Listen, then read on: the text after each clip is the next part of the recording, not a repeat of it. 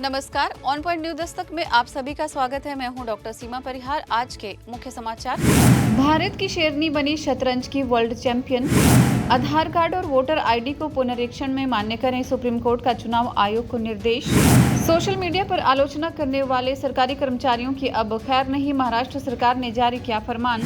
दिल दहलाने वाली घटना झालावाड़ हादसे पर हाईकोर्ट सख्त, केंद्र और राज्य सरकारों से मांगी रिपोर्ट।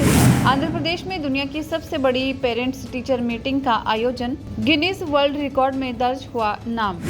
हम फिल्म की रिलीज नहीं रोक सकते क्योंकि उदयपुर फाइल्स पर दिल्ली हाईकोर्ट ने कहा।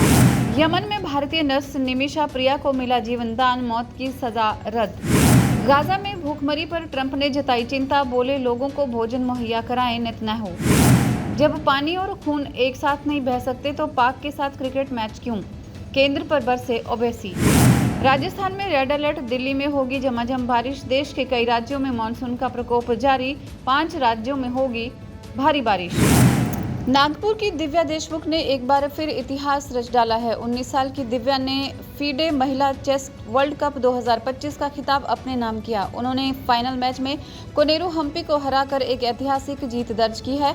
वो महिला शतरंज विश्व कप जीतने वाली पहली भारतीय महिला बन गई। इतना ही नहीं, दिव्या भारत की चौथी महिला ग्रैंडमास्टर भी बन गई हैं। उनकी इस जीत के बाद फैंस उन्हें सोशल मीडिया पर बधाइयां दे रहे हैं। सुप्रीम कोर्ट ने कहा है कि बिहार में चल रहे मतदाता सूची पुनरीक्षण अभियान के दौरान आधार कार्ड और वोटर आईडी को मान्य करे। अदालत ने कहा कि जब मतदाता पंजीकरण फॉर्म में आधार पहले से अनिवार्य रूप से मांगा जा रहा है तो फिर चुनाव आयोग उसे दस्तावेज मानने से इनकार क्यों कर रहा है। न्यायमूर्ति सूर्यकांत की अध्यक्षता वाली पीठ ने इस मामले पर सुनवाई करते हुए कहा, कोई भी दस्तावेज फर्जी हो सकता है, लेकिन इसका ये मतलब नहीं कि हम सभी दस्तावेजों को नकार दें। अगर कोई फर्जी दस्तावेज पाए जाएं तो उस पर उचित कार्रवाई होनी चाहिए, लेकिन उसे पहले से ही अमान्य घोषित कर देना उचित नहीं है।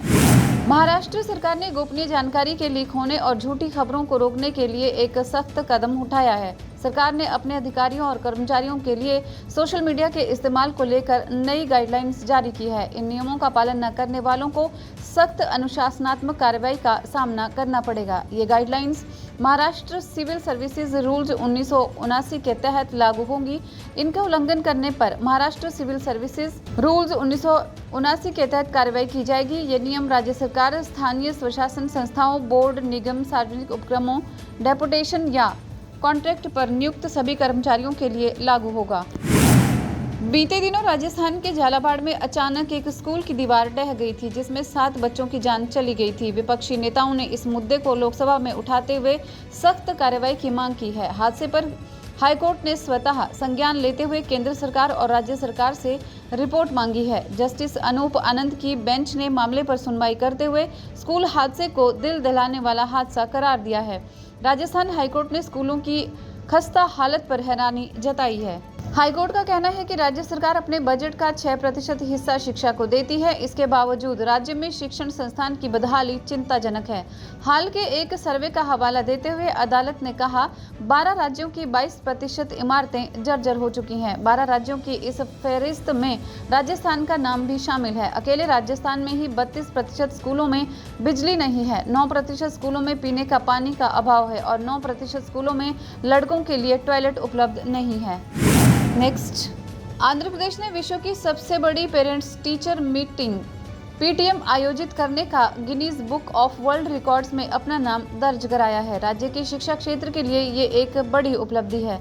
आंध्र प्रदेश के शिक्षा मंत्री नारा लोकेश के नेतृत्व में आयोजित मेगा पीटीएम पहल में 53.4 लाख अभिभावकों और शिक्षकों की भागीदारी रही। राज्य भर में छात्रों, पूर्व छात्रों, स्कूल प्रबंधन समितियों और अन्य हितधारकों सहित कुल भागीदारी बढ़कर 1.5 करोड़ से अधिक हो गई। इस पेरेंट टीचर मीट का उद्देश्य अभिभावकों और शिक्षकों के बीच महत्वपूर्ण संबंधों को मजबूत करना था। आंध्र प्रदेश में नई गठबंधन सरकार के गठन के बाद से ये दूसरा बड़ा शिक्षा केंद्रित आयोजन है।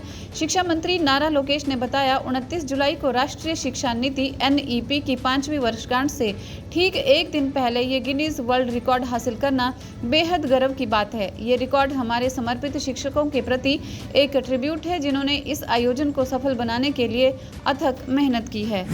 दिल्ली हाईकोर्ट ने सोमवार को फिल्म उदयपुर फाइल्स की रिलीज पर रोक लगाने से इनकार कर दिया है। कोर्ट ने स्पष्ट किया है कि फिल्म तब तक प्रदर्शित नहीं हो सकती जब तक उसे केंद्रीय केंद्रीय फिल्म प्रमाणन बोर्ड द्वारा पुनः प्रमाणन नहीं दिया जाता। केंद्र सरकार ने 21 जुलाई को फिल्म की सशर्त मंजूरी दी थी, जिसमें पहले से प्रस्तावित 55 कट्स के साथ 6 अतिरिक्त कट्स अनिवार्य कर दिए गए थे।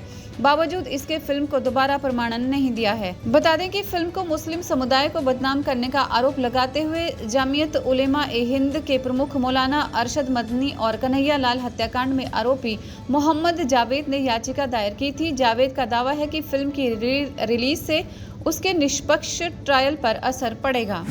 यमन में एक हत्या के मामले में मौत की सजा का सामना कर रही भारतीय नागरिक निमिषा प्रिया को जीवन दान मिल गया है। अबू बकर मुसलियार भारतीय ग्रैंड मुफ्ती और ऑल इंडिया जमीयतुल उलेमा के कार्यालय ने कहा है कि निमिषा प्रिया की मौत की सजा को रद्द कर दिया गया है। भारत सरकार की ये बड़ी कूटनीतिक जीत मानी जा रही है। इससे पहले यमन की हुती सरकार ने निमिषा की मौत की सजा को निलंबित कर दिया था। सना में आयोजित एक उच्च स्तरीय बैठक में पहले से अस्थायी रूप से निलंबित मौत की सजा को पूरी तरह से रद्द करने का फैसला किया गया है। 16 जुलाई को निमिषा प्रिया को सजाए मौत दी जानी थी, लेकिन इसे टाल दिया गया था। भारत सरकार ने तलाल अब्दो मेहदी के परिवार को ब्लड मनी की पेशकश की है, लेकिन परिवार इसके लिए तैयार नहीं था। गाजा को लेकर अमेरिका और इजराइल की असहमति बढ़ रही है। गाजा में भूखमरी की समस्या न होने के इजरायली प्रधानमंत्री बेंजामिन नेतन्याहू के बयान से अमेरिका के राष्ट्रपति डोनाल्ड ट्रंप ने असहमति जता दी है। ट्रंप ने ये असहमति ब्रिटेन के प्रधानमंत्री कियर स्टारमर से वार्ता के दौरान जताई है। इस दौरान स्टारमर ने गाजा की स्थिति को भयावह बताया है। ट्रंप ने कहा वो गाजा में भोजन का पर्याप्त इंतजाम चाहते हैं और ये कहने की जिम्मेदारी इजरायली प्रधानमंत्री की है। सोमवार को इजराइल ने गाजा पर फिर हमले किए। इन हमलों में 36 लोग मारे गए। इजराइल ने रविवार को गाजा के 3 इलाकों में दिन के 10 घंटे सैन्य कार्रवाई स्थगित रखने की घोषणा की थी।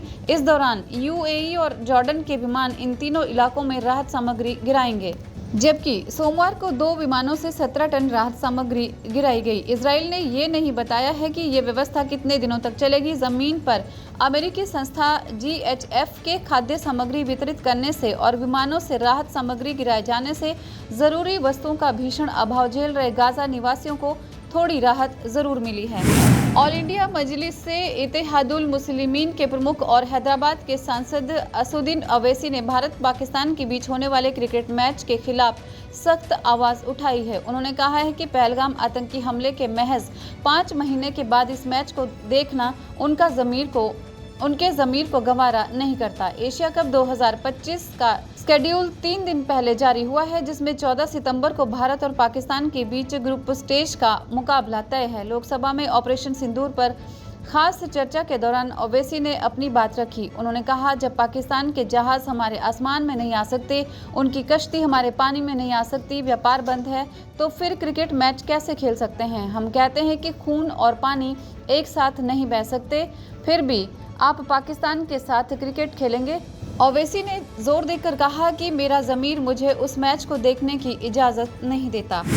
देश के कई राज्यों में मानसून कहर बरसा रहा है। भारतीय मौसम विभाग ने देश के कई राज्यों में भारी बारिश की चेतावनी जारी की है। खासकर राजस्थान के कुछ जिलों में आज बारिश का रेड अलर्ट जारी किया गया है। इसके अलावा 5 राज्यों में ऑरेंज अलर्ट जारी हुआ है।